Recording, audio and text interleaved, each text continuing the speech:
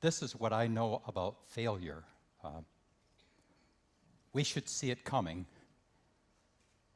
but we don't. We turn a blind eye. We pretend it's not there. We hope it'll just go away. But it doesn't go away. Failure prowls around like a hungry lion, looking for someone to devour. And none of us is safe. Sooner or later, it'll get us all. But its preferred prey, its favorite prey, is the weak and the wounded, the frightened and the foolish, the very young, the very old, the insecure, and the vulnerable. And when it sees an opportunity, it attacks brutally. At least that's my story. And I'll bet if you listen really close, you can find yourself in it. Are you ready? Here it is. By the time I was in the 9th grade, I'd already been to 7 different schools. Seymour Christian, Alger, Breton, Woodcliff, Murphy, Martin, and Ottawa. And everywhere I went, I could hear the lion kind of growling in the distance. In some ways, it was like that movie Groundhog Day with Bill Murray. Have you ever seen that? I mean, it's a great movie. For some reason, Murray's character is trapped in this time warp where he's doomed to relive the same day over and over and over again. He's a weather forecaster, and so he gets up and he says every morning the same thing. Every morning, the same thing. He says, "Hey, woodchuckers, it's Groundhog Day. It's going to be gray, it's going to be cold, and it's going to be that way for the rest of your life." And that's kind of how I felt. You see, every school had a playground, and every playground had a pecking order. And finding your place in the pecking order always involves some pushing and some shoving and some name calling, and then somebody got hurt. Usually it was me. And so after changing schools a few times, I knew exactly what to expect. It was like kind of the schoolyard version of the lion and the gazelle. Except on the playground, there just isn't any place to hide. And so as I saw it, I really only had 2 options: attack or be attacked. Hit or get hit. And to be honest with you, the thought of either one just terrified me. But when the moment came, when trouble finally came calling, and trust me, trouble came calling everywhere I went, I did what I had to do. I became a lion. I attacked. I hit first, I hit hard, and I hit the biggest kid I could find. Because that way, even if he tore me limb from limb, nobody else was going to want to mess with me, and my place in the pecking order would be secure. Another thing I learned was that the lions were everywhere. In the lunchroom, in the locker room, even in the classroom.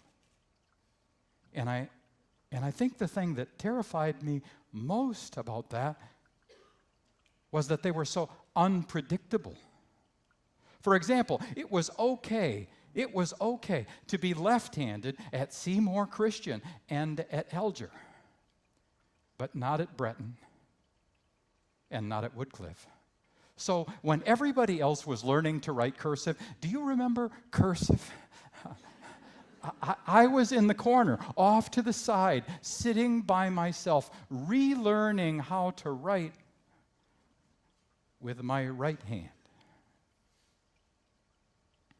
But then when I got to Murphy, for some reason, the teacher let me be left-handed again. I'm not really sure why. It might be that she was born with only one hand. She had a stump. I remember how she would hold the paper with it and write with her other hand. She was left-handed too. We kind of had a little bit of a connection, but you know what? The truth is, it was too late then.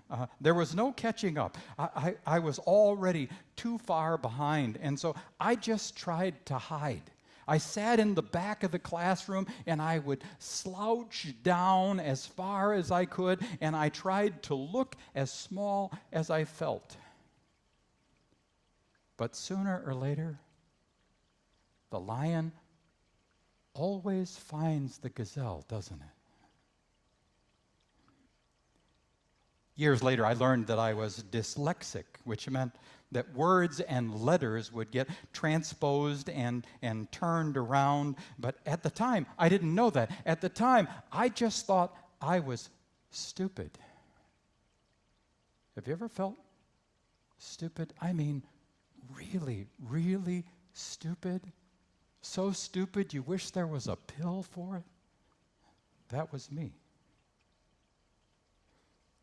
You know that dream you used to have where you were sitting in class and suddenly you realize you're naked? Yeah, that wasn't a dream for me. Every time the teacher called on me, I felt naked and exposed and vulnerable. Danny, could you please read the next sentence out loud for us? No, I would say, no, I can't. I've lost my place. And then as soon as I said it, all the kids would laugh. I hated the laughter. Page 17 in your reader, paragraph number 2. Can you find it, Danny? I could feel all the eyes on me now. Yes, I found it. Well, good. Then would you stand up, please, and read it for us? The sentence said, I saw the cat. I saw the cat.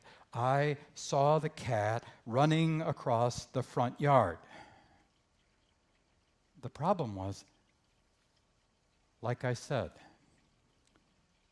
I was dyslexic.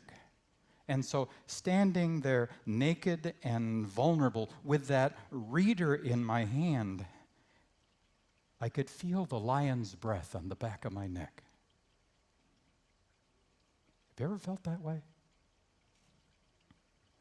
In Proverbs chapter 27, verse 12, it says this, the wise see danger and take refuge, but the fool keeps going and he suffers for it. That was me. I was a fool.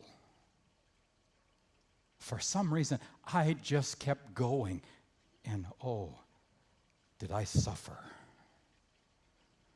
Word by word, I would try to make sense of the sentence in my head before I read it. And then slowly, ever so slowly, painstakingly slowly, I read it. I was the cat. And then the kids all laughed again. I was embarrassed and I was ashamed. And I was angry. I was really, really angry inside. Somewhere down the pecking order, somebody was going to pay for laughing at me today. I can tell you that. That was for sure. And then slowly, over time, the pain of it just sort of festered inside me. And I became distant and isolated, kind of paranoid. I knew that I needed help, but I was too afraid and too ashamed to ask. And so if I had a question about almost anything, I just would go home, I would go in my bedroom, and I would ask my magic 8-ball. Do you remember those? They were great. They were great. You could ask it something and turn it over, and it would give you the answer. And what I found was that the magic 8-ball and I very rarely ever disagreed.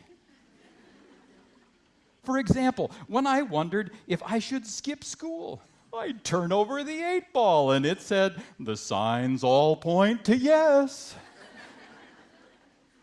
When I asked if it was okay to go to the party with my friends instead of studying for the algebra test, the 8-ball said, the outlook is good.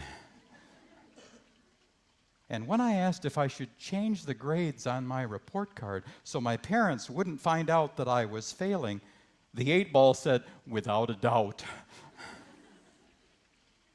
And when I said, should I punch that kid who laughed at me in English class today? The 8-ball said, most definitely. Most definitely. Like I said before, the wise see danger and take refuge.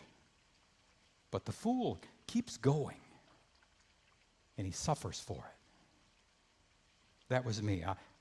I kept going, and I failed the 9th grade. And I suffered for it.